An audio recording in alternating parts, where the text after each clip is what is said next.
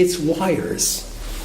And I just show you a few. Perhaps you can see sometimes the wires are very modest. They're almost like little ciphers. I think of the drawings of Cy Twombly when I look at a lot of your work. Sometimes they're much more aggressive, much more present.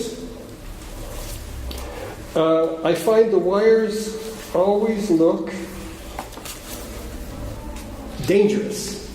They always look as though they could do harm.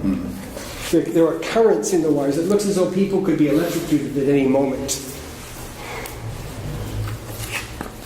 They connect people. Good point. And animals. I hope you can see from there enough to... Sometimes they hold them as if they're daring to be electrocuted or in some way shocked or are trapped by them. So it's something which... And sometimes they appear as clouds, as in cover picture of... So they seem to pass for almost natural phenomena, like clouds, like weather, but also there's a sense of a warning, there's a sense of menace. Can you put that into some kind of word? Yeah. For me, wires are two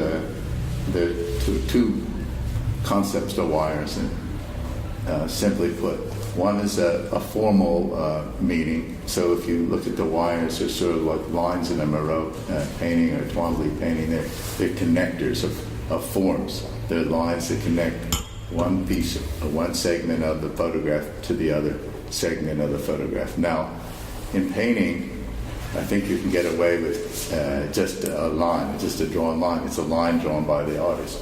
In photography, you always go back to the so-called the reality of what's out there. And so in painting, if you had a line, and even if it looked like, maybe if it didn't look so much like a wire, but you just accept it as a line. And in photography, it's a wire. And wires have certain metaphors to them. Now, the metaphors behind the wires, Bill brought up some ideas that could be menacing. Well, I think they are menacing. Look around you. Usually when I talk about wires, the first thing I say, just look around you.